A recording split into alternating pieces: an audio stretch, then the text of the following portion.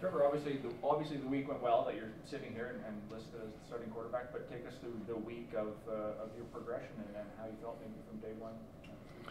Yeah, last week stayed back on the trip just because I really wanted to kind of ramp up the footwork, the foot speed, the live bullets thrown to live receivers sort of thing, because I hadn't got to do that yet. And so, early on in the week, there was just a couple things that you can't replicate without, a pass rush and, getting through progressions and flipping your hips and those sorts of things. But we were able to kind of take care of that day one, and came back day two, and I really started feeling a lot more like myself day two. And so, give it a go. Would you say you're 100%? No. But shoot, good enough is like, I can do what I need to do. I can escape the pocket if I need to. I can move through progressions. I can do what I need to do. But I guarantee if you ask of the 24 starters, do you feel 100%? You're not going to get very many yeses, But you get the adrenaline rolling. But can I do everything I need to do and then some? Of course. Yeah, I wouldn't be putting myself in a situation, or the team in a situation where I couldn't go out there and play effectively and protect myself. So you've been here 2 years, having to deal with 2 injuries. At any time, did you feel you were a little snake bitten, maybe? No, I don't believe in that. Trevor, did you get a chance to meet Ludacris when he came through? Who? Ludacris? No. No, you missed something? No, I honestly, and I'm embarrassed to say this, but if I had a lineup of people, I probably wouldn't be able to pick them out. I'd probably heard a lot of his songs and, probably sang a lot of them, growing up. But, yeah, I haven't got a chance to, but maybe I will. Just because Coach Mace was in here saying that he missed out on the chance to meet him, but there was a lot of other players that sound like they took photos with him. Oh, really? That's awesome. I didn't even know he's here.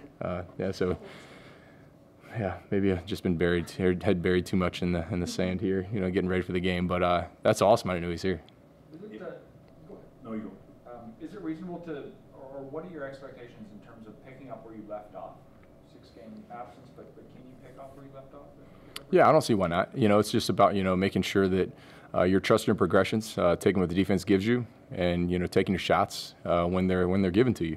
And a lot of times, the defense is going to dictate where the ball goes, and it's my job to make sure I deliver the mail on time and let these guys do their thing with it. If I deliver the ball accurately, on time, and effectively, and we allow our offensive line to come downhill and trust the game plan, and I think we're going to be just fine. Yeah, and I think every quarterback every week is a new life in terms of, getting into a rhythm, finding a rhythm, and understanding what the defense is trying to do to you, and those things all kind of go into it. And finding a rhythm is a big thing for a quarterback for sure. Can you take us through your rehab process? Yeah, the first week or so was just the next day after the game. It kind of ballooned up and swelled up quite a bit and was tough walking wise, and then kind of just getting the results from the MRI.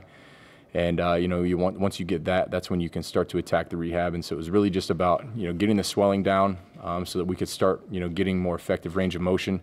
And really the big thing was waiting on the ACL and MCL to kind of heal, so that you're not putting yourself in a situation where it can re-tear and that sort of thing. And so once the ligaments are stabilized, then it's kind of go time and time to put yourself through those uncomfortable situations and just push through those mental hurdles. Trevor, how much when you're on the sidelines just waiting to get back, do you just miss being in the huddle, 3 minutes left on that clock?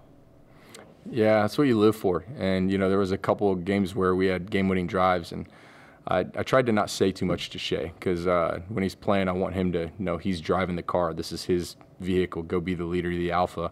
But there's just a few times where I felt like I needed to, go say something to him and kind of give him the advice, and told him I was always here in case he needed anything. And one time I went up to him and said, "Hey, when you're in your backyard and you're 8 years old, you're not a part of blowouts.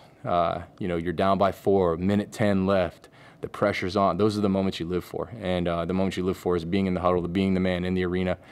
And that's absolutely what we play this game for. And that's why, this entire time you're striving to get back, but making sure that you're being smart about, making sure you're putting your team in a good situation, not just coming back and being selfish and coming back earlier too quickly because, you want to feel that. And so it's one of those things where you're constantly striving for it, but that's really what you live for.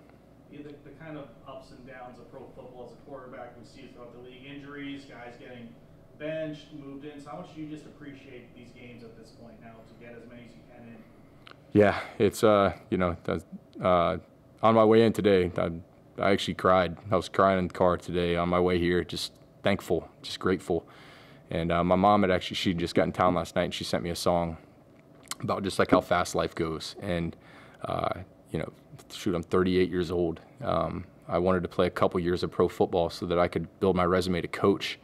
And, you know, it's 15 years in, you know, praise Jesus that, you know, I've got to play this long. And it's just like, I'm sure you guys can all relate, you know, being early in your career, and all of a sudden someday you're the old person, or you're making fun of the old people, and then all of a sudden the young people are like, man, you're old. And I'm like, man, like, am I old? You know, it's just like one of those things, but it's just one of those moments of gratitude. You know, I was tearing up on the way in, just like, I get to do this again, you know, and like just insanely just grateful, you know, that we get to play this game. I grew up loving this game. You know, my son all the time is running around our living room, and he's doing the announcer voice, TJ Harris catches a touchdown, you know, and like I was that kid. I remember that. And here I am, like, you know, not with 10 years left in my career. It starts to dwindle, and you just get more and more grateful. You have a little bit more perspective. And so, yeah, just very grateful. Was there one thing that brought about those tears? Just thinking about, like, hearing the song and just like how fast time goes. It's just kind of just like lets you remember how quickly it goes and how quickly things can be taken away from you.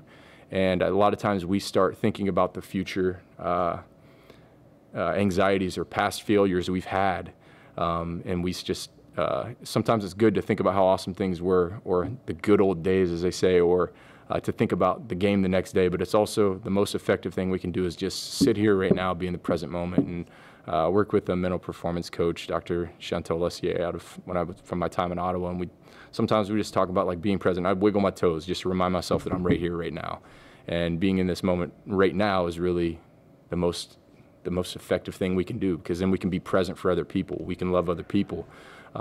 We can be grateful for the times instead of thinking about the old times, I guess. What did you think of Dante Meyer's performance last week in his debut? He's awesome, man. He's done nothing but do great things all training camp and all throughout this season. And he's a guy who's going to make contested catches. He's really good after the catch. He could be a really dynamite player in this league. And, he had a great debut last week, and I think we can expect more of the same for him. What's it like to return in this game, not just against your former team, but... I got lots of those, though. So. Yeah. Everybody's like, your former team, or which one, man? But yeah, it's fun. This is like I said, you want to play in the big games. This is the defending Grey Cup champs. They're 8-1. They had a young quarterback playing insanely well, who has been a stud since he came in the league.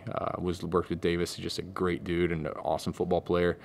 And excited to go out there and just tee it up against high-level competition. And I know there's going to be smack talking and people telling me how old I am and stuff like that. And so it's going to be fun. I'm just ready to go out there and go to battle, man. It's just one of those things where you look forward to the hits, the ones you got to stand in there and deliver a pass when it's not quite as clean, and find pockets and make plays in big moments. And I'm just looking forward to those moments.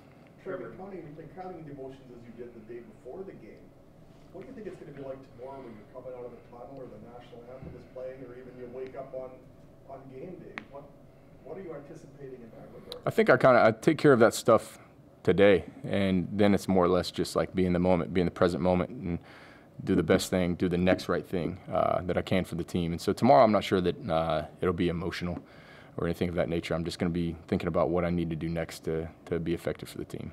Trevor, quick two-part question. Through the halfway point of this season, you were 5-3-1, which is good for first in the West Division. But to a man in that locker room, I would suggest that doesn't seem good enough. What does that say about that group, and what do you need to do to advance to getting closer to good enough?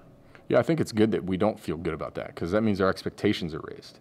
And a lot of times at the beginning of the year, somebody says, "Hey, you start 5-3, or you're in first place in the West." Everybody's like, "We'll take it." I'm not sure that we would take that the way that we are right now. But to advance it, it's just about just doing what we can to become a better team in terms of execution, in terms of figuring out what we're good at, in terms of making sure we're manipulating defenses, what we can do, taking what they give us, and making sure that as an offense we're being a great, in terms of defense, of keeping their offense off the field, extending drives, get our defense a breather. our special teams flipping the field, those sorts of things, just focusing on the big things, the key takeaways that Coach Mace talks about for our offense, defense, and special teams every week. If we can just focus on those things and make sure that we're tuned into those details and the details of the details, that's really how you kind of just do it. But it's a progression thing. You know, it's a constant evaluation.